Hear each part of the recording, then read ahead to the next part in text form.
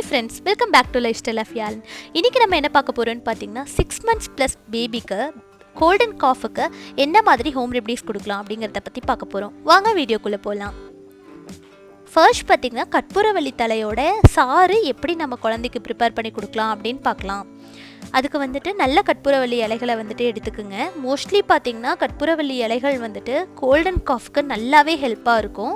So அதில் நிறைய medical benefits இருக்குது. அந்த ரீசனுக்காக தான் நம்ம கற்பூரவள்ளி இலை சாரை வந்துட்டு குழந்தைங்களுக்கு கொடுக்கலாம். அதுவும் 6 months ப்ளஸ் பேபியாக இருந்தால் மட்டும் இதை வந்துட்டு நீங்கள் ப்ரிஃபர் பண்ணுங்கள். ஏன்னா சாறு கொடுக்கறது வந்துட்டு 6 months பிலோ இருக்க பேபிக்கு வேண்டாம். அதுக்கு பதிலாக நான் வேறு ஒரு மெத்தட் வந்துட்டு சொல்லியிருப்பேன். அதை இன்னொரு வீடியோவில் போட்டிருக்கேன். அந்த வீடியோவோட லிங்க் டிஸ்கிரிப்ஷனில் கொடுக்குறேன். அதையும் போய் ரெஃபர் பண்ணி பாருங்கள். ஸோ 6 months ப்ளஸ் பேபிக்கு வந்துட்டு அந்த சாறு எப்படி ப்ரிப்பேர் பண்ணி கொடுக்கறதுங்கிறத பற்றி பார்க்கலாம். ஸோ நல்ல இலைகளாக பார்த்து எடுத்து அதை நல்லா வாஷ் பண்ணி வச்சுக்கோங்க. அந்த வாஷ் பண்ண இலைகளை வந்துட்டு ஒரு பிளேட்லேயோ இல்லை ஒரு சின்ன பவுல்லையோ போட்டுக்குங்க. ஸோ போட்டுட்டு உங்கள் வீட்டில் வந்துட்டு அந்த சீரக தட்டுறதுக்கெலாம் வச்சுருப்பீங்க பார்த்தீங்களா, அந்த மாதிரி உரல் இருந்தாலும் சரி இல்லை ஏதாவது வெயிட் இருந்தாலும் சரி அதை வச்சு நல்லா வந்துட்டு என்னென்னா கையில் கசக்கிறத விட நீங்கள் இப்படி பண்ணும்போது நிறைய சாறு எடுக்க முடியும். அந்த ரீசனுக்காக தான் நான் வந்துட்டு இதில் உரல் மாதிரி யூஸ் பண்ணியிருக்கேன். நல்லா உரல் எடுத்து நல்லா நீங்கள் அமுத்தி விட்டுக்குங்க. அழுத்தி விடும்போது உங்களுக்கு அதில் இருக்க சாறு நிறையாவே வெளியில் வரும். இந்த சாறு பார்த்திங்கன்னா சின்னவங்களுக்கு மட்டும் கிடையாது, பெரியவங்களுக்குமே நல்ல நல்ல பெனிஃபிட் கொடுக்கும். ஸோ உங்களுக்கு காஃப் இருந்தாலும் சரி கோல்டு இருந்தாலும் சரி இந்த சாறு வந்துட்டு நீங்கள் கூட குடிக்கலாம். ஸோ நீங்கள் ஜென்ரலாக வந்துட்டு இப்படி சாறு எடுத்து குடிக்கிறதுக்கு பதிலாக பெரியவங்களாக இருந்தீங்க அப்படின்னா அதோட இலையை வந்துட்டு வாயில் அப்படியே மென்று வச்சுக்கிட்டா கூட உங்களுக்கு காஃப் இருந்தாலும் கோல்டு இருந்தாலும் நல்லாவே கேட்கும்.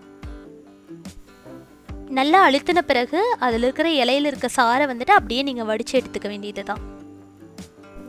இந்த கற்பூரவள்ளி இலை சாறு கூட நீங்கள் வேறு எதையுமே ஆட் பண்ண வேண்டிய அவசியம் இல்லை. டைரெக்டாக இந்த சாறு மட்டுமே கொடுத்தாலே குழந்தைக்கு வந்துட்டு காஃப் அண்ட் கோல்டுக்கு நல்ல பெனிஃபிட் தரும்.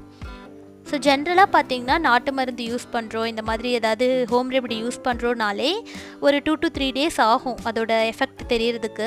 நீங்கள் டக்குன்னு இமீடியட்டாக தெரியணும்னு நினச்சிங்கன்னா அது வந்துட்டு நிஜமாலுமே அப்படி இருக்காது. ஸோ நீங்கள் மோஸ்ட்லி ஃபஸ்ட் நாள் கொடுங்க. எந்த சிம்டமும் எந்த பிரச்சனையும் இல்லை, குழந்தைக்கு டயரியா அந்த மாதிரி எதுவும் இல்லை, அலர்ஜி இல்லை அப்படிங்கிற பட்சத்தில் நீங்கள் செகண்ட் டேவும் தேர்ட் டேவும் கண்டினியூ பண்ணுங்கள். உங்களுக்கு வந்துட்டு ரிசல்ட் கொஞ்சம் கொஞ்சமாக தெரியும். ஸோ நீங்களும் பார்த்தீங்கன்னா ஃபர்ஸ்ட் உங்களோட பேபிக்கு ஒரு ஸ்பூன் கொடுங்க. கொடுத்துட்டு கொஞ்சம் நேரம் கழித்து செக் பண்ணுங்கள் ஏதாவது சிம்டம் இருக்கான்னு. அப்படி எந்த சிம்டமும் இல்லை, எந்த அலர்ஜியும் இல்லை அப்படிங்கிற பட்சத்தில் நீங்கள் இதை வந்துட்டு நெக்ஸ்ட் டே கண்டிப்பாக கண்டினியூ பண்ணலாம்.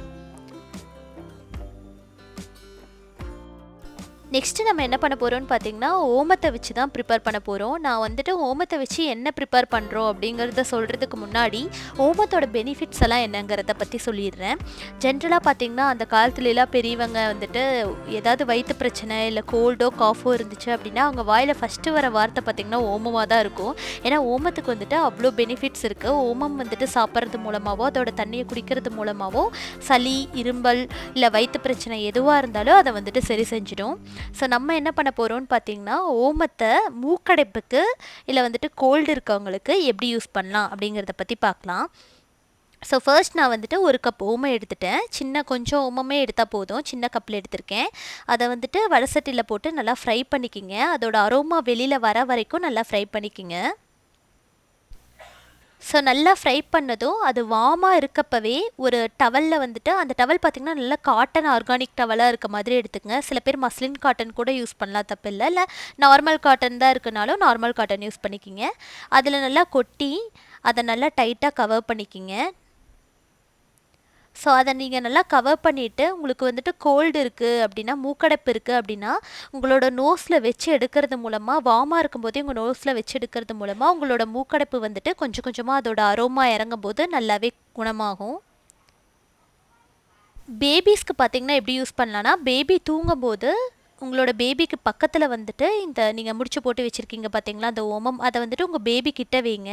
அது மூலமாக அந்த அரோமா வந்துட்டு உங்களோட பேபிக்கு போகும். ஸோ பேபிக்கு மூக்கடைப்பு இருந்தால் கூட கொஞ்சம் கொஞ்சமாக அது வந்துட்டு ரிலீஃபை கொடுக்கும்.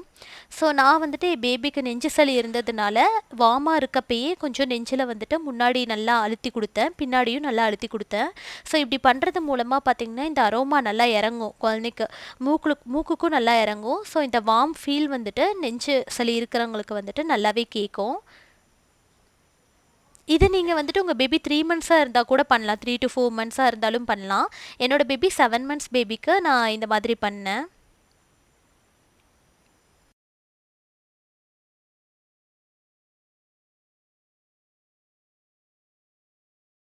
நெக்ஸ்ட்டு பார்த்தீங்கன்னா, ஓமம் வாட்டர் எப்படி ப்ரிப்பேர் பண்ணுறதுங்கிறத பார்க்குறோம். ஃபர்ஸ்ட் வந்துட்டு தண்ணி நல்லா சூடானதும், அதுக்குள்ளே கொஞ்சம் ஓமத்த வந்துட்டு ஆட் பண்ணிக்கிங்க.